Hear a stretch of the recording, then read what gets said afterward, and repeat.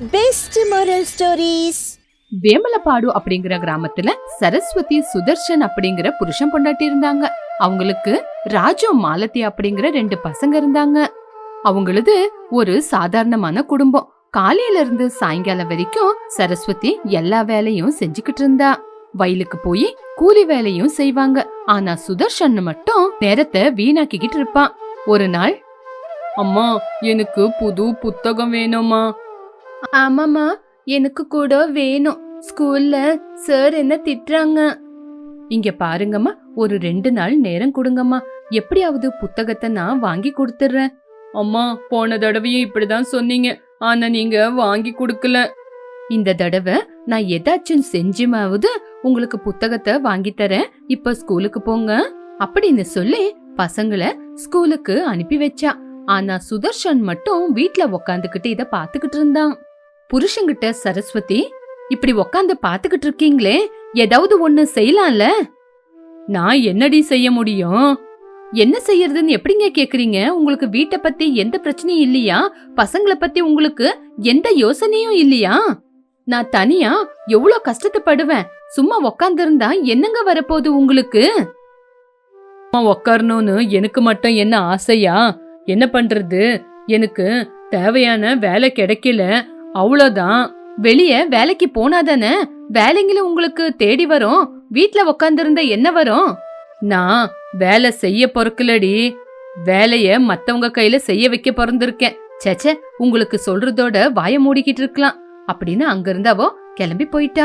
இப்படி சரஸ்வதி கூலி வேலை செஞ்சுக்கிட்டு கஷ்டப்பட்டுக்கிட்டு இருந்தா. அப்போ அங்க சில பேர், ஐயோ சரஸ்வதி, உனக்கு வந்த கஷ்டம் எதிராளிக்கு கூட வரக்கூடாது. ஐயோ என்ன ஆச்சு? இப்ப நான் நல்லா தானே இருக்கேன், எனக்கு எந்த பிரச்சனையும் இல்ல. எந்த வீட்லயாவது உன்ன மாதிரி பொம்பளைங்க கஷ்டப்பட்டுக்கிட்டு இருக்காங்களா? உன் புருஷன் என்னடானா வீட்லயே உக்காந்துக்கிட்டு வேலைக்கு போறது இல்ல. உனக்கு எவ்வளவு கஷ்டம் இருக்குன்னு எங்களுக்கு தெரியாதா? வேற என்ன பண்றது, உடம்புல தெம்பு இருக்கிற வரைக்கும் வேலை செய்யறேன். நீ இப்படியே உன் புருஷனை ஃப்ரீயா விட்டுட்டேனா நாளைக்கு உன் தலை மேல ஏறி உக்காந்துக்குவான். இப்பே ஒரு வழிய காட்டணும். ஆமா, நீங்க சொல்றதும் உண்மைதான். நீங்க எல்லாம் எவ்வளவு சொன்னாலும் தண்டம்தான். இவ புருஷன் வீட்ல உக்காந்துருப்பான், அவன் சரியான சோம்பேறி அப்படின்னு சொன்னப்போ எல்லாரும் அங்க இருந்தவங்க சிரிச்சாங்க. மறுபடியும் சரஸ்வதி வீட்டுக்கு வந்து புருஷங்கிட்ட பேச ஆரம்பிச்சா. நீங்க செய்யற ஒவ்வொரு காரியத்தினாலையும் ஊருக்குள்ள என்னால தலை தூக்கி நடக்க முடியல. நீங்க தான் வேலைக்கு போய் சம்பாதிக்கல, நான் கொண்டு வர காசுல வீட்டுக்கு தேவையான பொருளை வாங்கிட்டு வரலாம்ல. அப்பதானே 4 பேருக்கு நடுவுல உங்களுக்கு கௌரவம் இருக்கும். ஓஹோ, காசை கொண்டு வந்தியா? அந்த காசு எனக்கு தேவை. என் ஃப்ரெண்ட்ஸு கூட நான் ஜாலியா இருக்கணும். இது சும்மா புண்ணியத்துக்கு கிடைச்ச காசு இல்ல. நீங்க உங்களோட நண்பருங்க கூட நல்லா இருக்கணும்னா நீங்களே சுயமா சம்பாதிங்க. நீ சம்பாதிக்கிறது ஒண்ணு, நான் சம்பாதிக்கிறது ஒண்ணா? பசங்களோட பசிய தீக்கிறதுக்காக தான் நான் கஷ்டப்பட்டு சம்பாதிக்கிறது. என்னோட சம்பாத்தியத்தை நாசம் பண்ண பாக்குறீங்களா? போதும் போதும், இப்பவே பேச்சு அதிகமாயிருச்சு. நீ எப்படியாவது கிடந்து சாவு அப்படின்னு காசை புடுங்கிக்கிட்டு போயிட்டான். இதை எல்லாமே பக்கத்து விட்டு சுதர்சனமா கேட்டுக்கிட்டு சுதர்சனத்துக்கு புத்தி சொல்லணும்னு காத்துக்கிட்டு இருந்தாங்க. ஏம்பா, உன் பொண்டாட்டி ஒத்தையிலேயே கஷ்டப்பட்டுக்கிட்டு இருக்கா, நீ அவளுக்கு உதவியா இருக்கணும். இப்படி கஷ்டம் கொடுக்கலாமா? வீட்ல என்னவோ அவ பேசுறா, வெளிய நீங்க பேசுறீங்களா? ஏம்பா, உன் பொறுப்புங்களை அவ எடுத்து செய்யறா, நீ கொஞ்சமாச்சு உதவி செய்யலாம்ல. அவளுக்கு நீ எந்த உதவியும் செய்ய மாட்டியா? நீ இப்படியே இருந்தா உன்னோட வாழ்க்கையில கஷ்டமே தீராது. போமா, உன் வேலைய பார்த்துட்டு போ. யார பார்த்தாலும் எனக்கே சொல்றீங்க, உங்களுக்கெல்லாம் கஷ்டமா இருந்தா நீங்களே போய் அவளுக்கு உதவி பண்ணுங்க அப்படின்னு சொல்லி அவன் அங்கிருந்து கிளம்பி போயிட்டான். இப்படி கொஞ்ச நாள் ஆச்சு. ஊருக்குள்ள கூலி வேலைங்க குறைஞ்சே போயிடுச்சு. ஊருக்குள்ள ஆதாயமும் யாருக்குமே இருக்கல. ஒரு நாள் சாப்பிட கூட எதுவுமே இருக்கல. அம்மா, ரொம்ப பசி எடுக்குது, சாப்பிட ஏதாவது இருந்தா கொடுங்கம்மா. ஆமாமா, எனக்கும் ரொம்ப பசி எடுக்குதுமா, ஒரு வாய் சாப்பாடு இருந்தா கொடுங்கம்மா. ஐயோ, வீட்ல உங்களுக்கு சாப்பிட கொடுக்க கூட எதுவுமே இல்லம்மா, எதுவுமே இல்ல. உங்களுக்கு வயிறு நிறைய சாப்பிட கூட எதுவுமே என்னால கொடுக்க முடியல அப்படின்னு அழுந்துகிட்டே பசங்களை கட்டி புடிச்சுக்கிட்டா. சுதர்சனம் மட்டும் எதை பத்தியும் கவலைப்படாம அப்படியே உக்காந்துகிட்டு நேரத்தை வீணாக்கிக்கிட்டு இருந்தான். ஏங்க, பசங்க பசியில தவிச்சுக்கிட்டு இருக்காங்க, உங்களுக்கு கொஞ்சம் கூட கருணையே இல்லையாங்க? நான் மட்டும் என்னடி பண்றது? ஊருக்குள்ள எங்கேயுமே வேலை கிடைக்கிறது இல்ல. வீட்டுக்குள்ள சும்மாவே உக்காந்துருந்தா யாரையா உனக்கு வேலை கொடுக்க போறா? அப்பா, நீங்களும் வெளியே போய் வேலை செஞ்சீங்கன்னா நம்ம எல்லாரும் சந்தோஷமா இருக்கலாம். ஆமாப்பா, ஸ்கூல்ல எல்லா பசங்களும் சாப்பாட கொண்டு வராங்க. நான் மட்டும்தான் சும்மா போய் பசியிலேயே உக்காந்து இருக்கேன்ப்பா. நீங்களும் போய் ஏதாவது வேலை செஞ்சுட்டு வாங்கப்பா அப்படின்னு பசங்க எவ்வளவுதான் எடுத்து சொன்னாலும் சுதர்ஷனோட முகத்துல எந்த கவலையும் இருக்கல. அப்பப்பா, என்னடி உந்து, என்ன நிம்மதியா இருக்க விட மாட்டியா நீ? பசங்க வாயாலேயே இவ்வளவு சொன்னாலும் உங்களுக்கு கொஞ்சம் கூட வெக்கமே இல்லையா? வெக்கமா இல்லையான்னு கேக்குறீங்களே, எனக்கு வேலை செய்யவே பிடிக்கல, போதுமா? இப்படி பானையை தூக்கி போட்டு உடைச்ச மாதிரி சொன்னான். அதுக்குள்ள பக்கத்து வீட்டு பார்வதம்மா வந்தாங்க. இந்த தடவையாச்சு அவனுக்கு புத்தி சொல்லலான்னு. சுதர்ஷனும், என்ன நீ பண்ற வேலை? இவ்வளவு நாளா பார்வதி கஷ்டப்பட்டு பசங்களை பாத்துக்கிட்டு இருந்தா. ஆனா பசங்க இப்ப சாப்பாட்டுக்கும் ஒண்ணு இல்லாம கஷ்டப்படுறாங்க. இப்பவும் உனக்கு புத்தி வராம இருந்தா எப்படிப்பா? இங்க பாருங்க, இது எங்க வீட்டு பிரச்சனை. எப்ப பார்த்தாலும் யார் வீட்ல என்ன பிரச்சனை நடந்தாலும் நடுவுல போவீங்களா? என் வீடுன்னு சொல்றியே, ஆமா இந்த வீட்டு மேல உனக்கு என்னடா உரிமை இருக்கு? ஊருக்குள்ள இருக்கிறவங்க எல்லாம் இவன் சரியான சோம்பேறின்னு சொல்றாங்க. அதெல்லாம் கேட்டா கூட உனக்கு வெக்கமா இல்ல அப்படின்னு அவங்க சொன்ன உடனே சுதர்ஷனும் எதுவுமே பேசல. ஆனா அவனுக்குள்ள இருக்கிற திமிரு மட்டும் அடங்கவே இல்ல. பாட்டி, பரவாயில்ல பாட்டி, அவரை எதுவுமே சொல்றது வேண்டாம். யாரு என்ன சொன்னாலும் அவரு நம்ம பேச்சையே கேட்க மாட்டாரு. அவரு இந்த வீட்ல ஒண்டியா இருக்கட்டும். நான் என் பசங்களை கூட்டிக்கிட்டு எங்கேயாவது போயிடுறேன். என்னது, என்ன விட்டுட்டு நீ போயிடுவியா? நான் இல்லாம நீ தனியா வாழ்ந்துடுவியா? ஆமா, உங்கள மாதிரி ஒரு சோம்பேறி புருஷன் கூட வாழ்றதுக்கு தனியாவே வாழ்ந்துட்டு போயிடுவேன் அப்படின்னு பேசிக்கிட்டு இருக்கும்போது அந்த ஊர் தலைவரான வெங்கடரமண ஐயா அவங்க வீட்டு பிரச்சனையை தீக்கிறதுக்காக வந்தாரு. சுதர்ஷனும், ஒரு ஆம்பளையா பிறந்து பொண்டாட்டி பசங்களை கஷ்டப்படுத்துவியா நீ? ஒரு அப்பனா, ஒரு புருஷனா உன்னோட கடமைய நீ செய்யணும். அப்படி நீ செய்யலனா இந்த ஊருக்குள்ள யாருமே உனக்கு உதவி செய்ய மாட்டோம். இப்படி எல்லாருமே அவனை திட்டுறத நினைச்சு அவன் கொஞ்சம் மாறலான்னு பார்த்தான். இப்படி எதுவுமே பேசாம மௌனமா இருந்தான். சித்தப்பா, நீங்க எதுவுமே சொல்லாதீங்க. யாரு என்னதான் சொன்னாலும் அந்த ஆளு மாறவே மாறாது. என்னம்மா உனக்கு இவ்ளோ பெரிய கஷ்டம்? அந்த கடவுள் என் வாழ்க்கைய இப்படிதான் எழுதியிருந்தா அப்படியே போயிட்டு போறேன் அப்படின்னு சொல்லி அவங்கள அங்கிருந்து அனுப்பிட்டா. கொஞ்ச நாள்ல சரஸ்வதிக்கு முடியாம போயிடுச்சு. அந்த வீட்டோட நிலைமை இன்னும் கொடூரமா மாறி போச்சு. சரஸ்வதி, எனக்கு கொஞ்சம் சாப்பாடு போடு, பசி எடுக்குது. அப்பா, அம்மா நைட்ல இருந்து எந்திரிக்கல. ஆமாப்பா, அம்மா படுத்த படுக்கைய விட்டு எந்திரிக்கவே இல்லப்பா. என்னங்கடா, மறுபடியும் புதுசா ஏதாவது நாடகத்தை ஆரம்பிச்சிருக்கீங்களா? இல்லப்பா, உண்மையிலேயே அம்மா எந்திரிக்கவே மாட்டேங்கிறாங்க அப்படின்னு சொன்ன உடனே சுதர்ஷன் போய் பார்த்தான். உண்மையிலேயே சரஸ்வதி ரொம்ப முடியாம படுத்திருந்தா. அத பார்த்த உடனே அவனுக்குள்ள மாற்றம் வந்தது. அவனோட தப்ப அவன் உணர்ந்தான். சரஸ்வதி, என்ன மன்னிச்சிடு சரஸ்வதி. நாளையில இருந்து நானும் கூலி வேலைக்கு போறேன். உன்னை நல்லபடியா பாத்துக்கிறேன். ஏங்க, நீங்க உண்மையிலேயே இந்த தடவை சொன்ன வாக்கு காப்பாத்துவீங்களா? ஆமாம் சரஸ்வதி, உன் மேல சத்தியம். இனிமே நான் வேலைக்கு போவேன். நான் இனிமே ஒரு புருஷனா, அப்பனா என்னோட கடமையை செய்யறேன். நானும் கொஞ்ச நாளா கவனிக்கிறேங்க. இனிமே நீங்க மாறவே இல்ல அப்படின்னா நான் என் பசங்களை கூட்டிக்கிட்டு எங்கேயாவது போயிடுறேன். இல்ல சரஸ்வதி, இன்னையிலிருந்து நான் உங்களை ஏமாத்த மாட்டேன் அப்படி சொல்லி சுதர்ஷனும் மறுவது நாள்ல இருந்தே கூலி வேலைக்கு போக ஆரம்பிச்சான். நிதானமா குடும்பத்துக்கு ஆதாயம் அதிகமாச்சு. பசங்களுக்கு எல்லாருக்கும் புத்தகத்தை வாங்குனாங்க. பசங்க 3 வேளையும் வயிறு நிறைய சாப்பிட்டாங்க. ஏங்க, இது எல்லாமே நீங்க எங்களுக்காக தான் செய்றீங்களா? ஆமாம் சரஸ்வதி, நான் என்னோட தப்பெல்லாம் உணர்ந்துட்டேன். இவ்வளவு நாளா நீ கஷ்டப்பட்டு சம்பாதிக்கும் போது எனக்கு தெரியல. இப்பதான் என்னோட தப்பெல்லாம் எனக்கு புரியுது. இதுக்கப்புறம் நான் ரொம்ப பொறுப்பா இருப்பேன். ஏங்க, இன்னையில இருந்து உங்க கூட நானும் கூலி வேலைக்கு வரேங்க. அப்ப நம்ம நல்லா இருக்கலாம்ல? இல்ல சரஸ்வதி, இவ்வளவு நாளா நீ கஷ்டப்பட்டதெல்லாம் போதும். இனிமே நீ வீட்ல சந்தோஷமா இரு. நான் எல்லா வேலையும் பாத்துக்கிறேன் அப்படின்னு புருஷனா பொறுப்பா இருந்தான். இதை எல்லாத்தையும் பக்கத்து வீட்டு பாட்டி கவனிச்சுக்கிட்டு இருந்தாங்க. ஏம்மா சரஸ்வதி, உன் புருஷன் மாறின மாதிரி இருக்கானே? ஆமாங்க சித்தி, இப்பெல்லாம் அவரு ஒழுங்கா வேலைக்கு போறாரு. சம்பாதிச்சு காசை கொண்டு வராரு. பரவாயில்லம்மா, இப்பவாவது சுதர்ஷனுக்குள்ள மாற்றம் வந்ததே, அதே போதும். ஆமா சித்தி, அவரு இப்படியே வேலை செஞ்சுக்கிட்டு இருந்தா எங்களுக்கும் எந்த பிரச்சனையும் இருக்காது. எல்லாம் சரிதான், எதுக்கும் அவன் மேல ஒரு கண்ணை வச்சிரு, அப்பதான் அவன் பத்திரமா இருப்பான். சரிங்க சித்தி. அதுக்கப்புறம் நிதானமா சுதர்ஷனத்துக்கு நல்ல பேரு வந்தது. பசங்க கூட அப்பா மேல ரொம்ப மரியாதைய வச்சாங்க. அப்பா, உங்களை பத்தி இப்பதான் எங்களுக்கு ரொம்ப பெருமையா இருக்குப்பா. ஆமாப்பா, இப்பெல்லாம் உங்களை பத்தி நாங்க எங்க ஸ்கூல்ல பெருமையா எங்க ஃப்ரெண்ட்ஸ் கூட சந்தோஷமா சொல்லிக்கிறோம்ப்பா. இதுதாங்க நான் ஆசைப்பட்டது. சோம்பேறியா இருந்த நீங்க இப்ப பொறுப்பா புருஷனா வேலைக்கு போய் எங்களை நல்லா பாத்துக்கிறீங்க. என்ன சரஸ்வதி, நான் இப்ப ஒழுங்கா வேலைக்கு போறதுனால எனக்கு ரொம்ப மரியாதை கொடுத்து பேசுற. எது என்னதான் ஆனாலும் இது எல்லாமே உங்களாலதான் முடிஞ்சது. உங்க கஷ்டத்தை நான் ரொம்ப நல்லா புரிஞ்சுக்கிட்டேன். போதுங்க, நீங்க இப்படி இருந்தா இதை விட எங்களுக்கு என்னங்க வேணும் அப்படின்னு சொன்னான். சுதர்சனம் நல்லபடியா மாறி போய் குடும்பத்தை ரொம்ப நல்லா பாத்துக்கிட்டான். கடமையில இருந்து தப்பிக்கிற புருஷனை இந்த சொசைட்டி குடும்பம் எப்பவுமே கௌரவம் கொடுக்காது.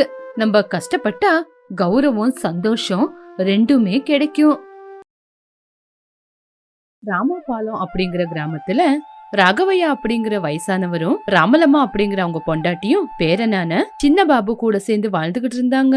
ராகவையா அவங்க ஊரு கோயிலுக்கு காவலா வேலை செஞ்சுக்கிட்டு இருந்தாரு. அந்த ஊரு ஜனங்க எல்லாரும் நிம்மதியா அந்த ஊர்ல தூங்கிக்கிட்டு இருக்காங்க அப்படின்னா இது அந்த ராகவையனாலன்னு எல்லாரும் நம்பிக்கிட்டு இருந்தாங்க.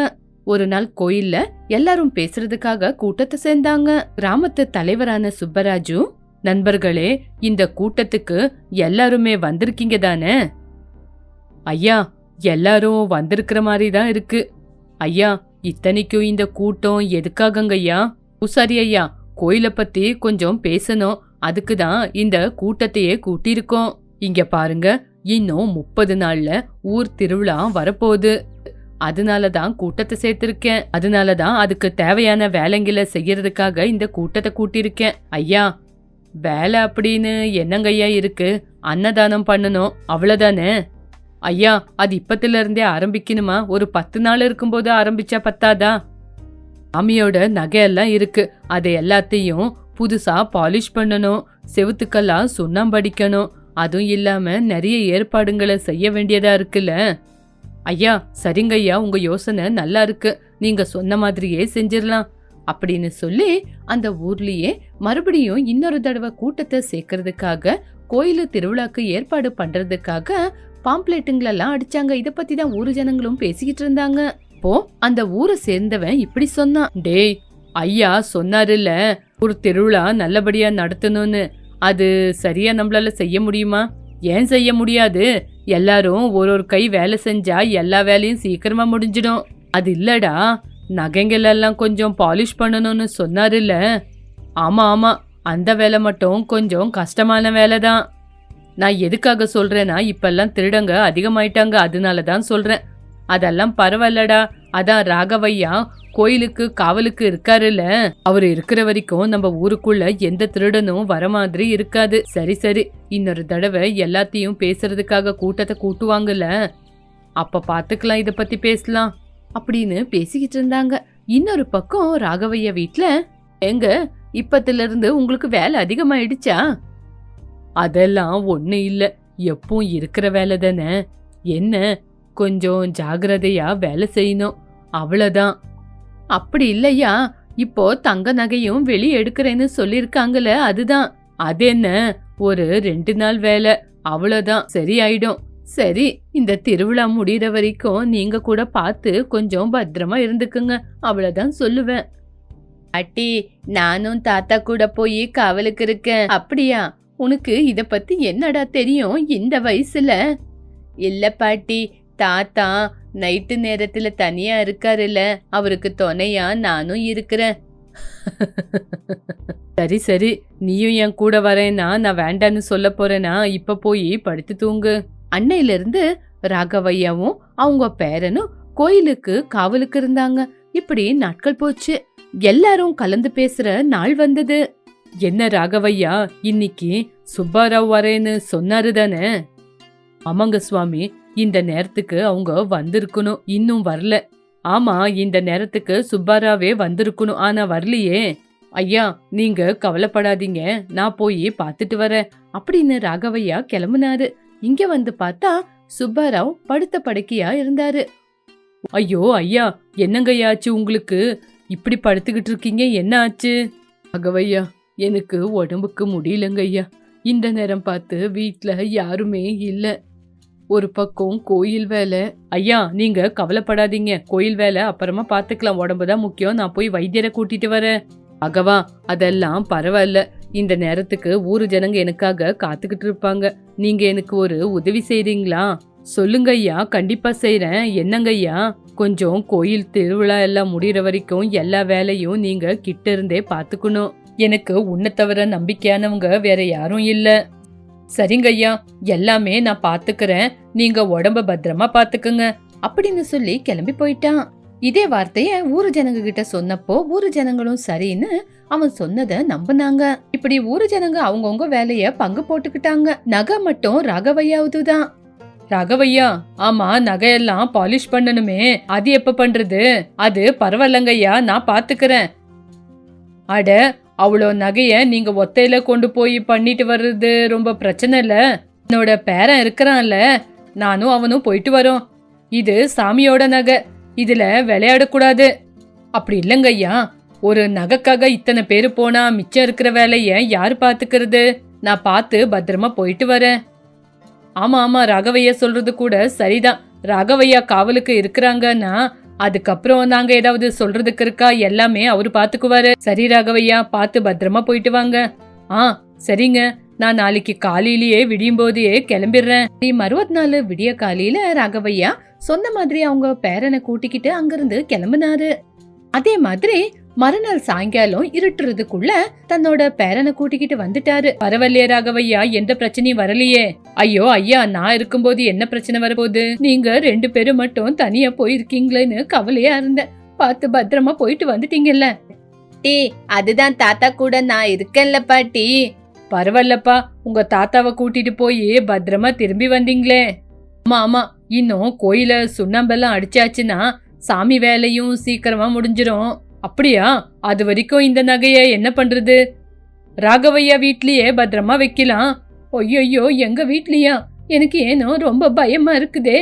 என்னம்மா நீங்க ராகவையா மாதிரி வீட்ல ஒருத்தரை வச்சுக்கிட்டு இவ்வளோ பயந்துகிட்டு இருந்தா எப்படி? ராகவையா, இது எல்லாமே உங்களோட கடமை, அதனால நகையெல்லாம் நீங்க தான் பாத்துக்கணும். பத்திரம். சரிங்கய்யா, நான் பார்த்து பத்திரமா இருக்கேன். இப்படி நாட்கள் போச்சு. கோயிலுக்கும் சுண்ணாம்பெல்லாம் அடிச்சிட்டாங்க. இன்னும் அலங்காரம் பண்றது மட்டும்தான் பாக்கி. இந்த நேரம் பார்த்து சுப்பாராவ் வந்தாரு. யாருப்பா அங்க? வேலை எவ்வளவு தூரம் நடந்திருக்கு? ஐயா ராஜையா, நீங்களா? இவ்வளவு சீக்கிரம் வந்துட்டீங்க, உங்க உடம்பு எப்படிங்கய்யா இருக்கு? இப்ப கொஞ்சம் பரவாயில்லப்பா, இருந்தாலும் வேலையெல்லாம் நல்லபடியா நடக்குது, அதான் பாத்துக்கிட்டு இருக்கேனா.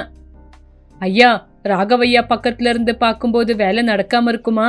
ஆமா, நகையெல்லாம் ஐயா, நகை கூட பாலிஷ் பண்ணி கொண்டு வந்தாச்சு. ராகவையா, நீங்க போய் நகையை கொண்டு வந்தீங்கன்னா அலங்காரம் பண்ணிடலாம் அப்படின்னு சொன்னப்போ ராகவையா வீட்டுக்கு போய் நகையை கொண்டு வந்தாரு. இப்படி நகையெல்லாம் பூசாரி கையில கொடுத்தாங்க. பூசாரியும் நகைய அலங்காரம் பண்ண எடுத்தாரு. அப்போ அந்த ஊருக்குள்ளேயே இருக்கிற ஒருத்தன், அட, நகையெல்லாம் பாலிஷ் கொடுத்தா பளபளான்னு ஜொலிக்கணுமே, ஆமா இந்த நகை என்ன கருப்பா இருக்கிற மாதிரி இருக்கு? அப்படியா? எங்க காட்டுங்க பாக்கலாம் அப்படின்னு சுப்பாராவ் பார்க்கும்போது அவருக்கும் அப்படிதான் இருக்கிற மாதிரி தெரிஞ்சது. பூசாரி ஐயாவும் பார்த்தப்போ அவருக்கும் அப்படிதான் தோணுச்சு. இப்படி அந்த நகைய பரிசீலனை பண்ணும்போது டூப்ளிகேட் நகைன்னு தெரிஞ்சது. இது எல்லாமே இவரோட வேலையா தான் இருக்கும். ஆமா ஆமா, ராகவையா தவிர இந்த வேலையை யாரு செஞ்சிருப்பா? சச்ச, இந்த வேலை அவரு செஞ்சிருக்க மாட்டாரு. என்னவோ, மனுஷனுக்கு எது மேல எப்ப ஆசை வருதுன்னு யாருக்குமே தெரியாதே. ஐயா, நீங்களும் என் மேல சந்தேகப்படுறீங்களா? இங்க பாருங்க, என் புருஷன் அந்த மாதிரி செய்ய மாட்டாரு. அவரு இத்தனை நாளா தப்பு பண்ணணும்னு நினைச்சிருந்தா அது இவ்வளவு நாள் வரைக்கும் கோயில்ல இருந்திருக்குமா?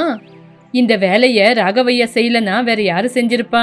ராகவையா, ஒரு தடவை யோசிச்சு பாருங்க, நகை உங்க கூடியதான் பத்திரமா இருந்துச்சா? ஐயா, ஆமாங்கய்யா, இந்த நகை என் கூடியதான் இத்தனை நாளா இருந்துச்சுங்கய்யா அப்படின்னு ராகவையாவும் சொன்னாரு. அப்படின்னா நகை எப்படி போலி நகையா மாறிடுச்சு? இந்த விஷயம் ஊருக்குள்ள இருக்கிற ஜனங்களுக்கு எல்லாருக்கும் தெரிஞ்சு போச்சு. ராத்திரி ஊர் தலைவர் பஞ்சாயத்தை கூட்டினாரு. இங்க பாருங்க ராகவையா, நகை உங்ககிட்ட தான் இருந்தது, நீங்க மாத்தலன்னு எப்படி நம்ப முடியும்? கடவுள் மேல சத்தியம் பண்ணி சொல்றேன், இவ்வளவு நாளா நான் இந்த கோயிலை காப்பாத்திக்கிட்டு வந்தேன், இப்ப எதுக்காக திருட போறேன்? ஐயா, என் புருஷன் இவ்வளவு நாளா கோயில்ல தான் இருக்கிறாரு, அவருக்கு திருடணும் அப்படின்னு தோணி இருந்தா இவ்வளவு நாள் தேவைப்பட்டிருக்குமா? ராமலம்மா, என்ன நம்புங்க, நாங்க இன்னும் ராகவையா தான் திருட அப்படின்னு சொல்லல. ஆனா சாட்சிங்க எல்லாம் அவரை பத்தி தான் சொல்லுது. ஐயா, கொஞ்ச நேரம் யோசிக்கலாம் ஐயா. ராகவையா, இந்த நகை உங்க கூடியதா இருந்ததா? யாராவது அதை எடுக்கிற அவகாசம் இருந்திருக்குமா? எங்க தாத்தா கூட தான் இருந்தேன். நாங்க 2 பேரும் சேர்ந்து தான் நகைக்காரர்கிட்ட கொடுத்தோம். அவங்க எங்க முன்னாடி தான் நகைய பாலிஷ் பண்ணி கொடுத்தாரு, நாங்க பார்த்தோம். அப்பனா அந்த நேரம் பார்த்து வேற யாராவது நகைய எடுத்திருப்பாங்களா? அந்த கடைக்காரரு கொஞ்ச நேரம் அப்படி இப்படின்னு தான் இருந்தாரு. சும்மா அந்த பக்கம் இந்த பக்கம் நடந்துகிட்டு இருந்தாரு. அப்படியா? இத்தனைக்கும் அந்த நகை கடைக்காரரு யாரு? ஐயா, பக்கத்து ஊரு வெங்கடேஸ்வரன் ஐயா. நான் கொஞ்ச நாளுக்கு முன்னாடி அவங்ககிட்ட தான் வேலை செஞ்சேன். சரி, அப்போ வெங்கையாவை கூப்பிட்டு முடிவெடுக்க சொல்லலாம். அது வரைக்கும் யாருமே அவசரப்பட்டு எந்த முடிவையும் எடுக்க போவாதீங்க. இப்படி எல்லாரும் சேர்ந்து நகை கடைக்காரனை அந்த இடத்துக்கு வர சொன்னாங்க. நகை கடைக்காரனும் அவனுக்கு அதிகமா கடன் இருக்கிறதுனால அவன் தான் போலி நகையை செஞ்சு கொண்டு வந்து வச்சேன் அப்படின்னு உண்மைய ஒத்துக்கிட்டான். ராகவையா, எங்களை மன்னிச்சிடுங்க, அனவசியமா உங்க மேல சந்தேகப்பட்டுட்டோம். ஆமா ராகவையா, இவ்வளவு நாளா கோயில காப்பாத்துன உங்க மேல நாங்க எல்லாரும் சேர்ந்து சந்தேகப்பட்டோம், அதனால நாங்க இப்போ வெக்கப்படுறோம். ஐயா, அதெல்லாம் பரவாயில்லங்க ஐயா, சந்தேகம் வர்றது சகஜம் ஐயா, பரவாயில்ல விடுங்க. என்ன மன்னிச்சிடுங்க, உங்க நகைய உங்களுக்கு திருப்பி கொடுத்துடுறோம் அப்படின்னு சொன்னான் வெங்கையா. ஊரு ஜனங்க ராகவையா கிட்ட மன்னிப்பு கேட்டாங்க. ராகவையா கூட அவங்கள மன்னிச்சிட்டாரு. திருவிழாவும் ரொம்ப வைபோகமா நடந்தது. காவலுக்கு இருக்கிறது சாதாரணமான விஷயம் இல்ல. அது ராகவையாவோட வாழ்க்கை முழுவதும் இருக்கிற நேர்மை, நம்பிக்கை, சத்தியத்துக்கு பேர் போனது.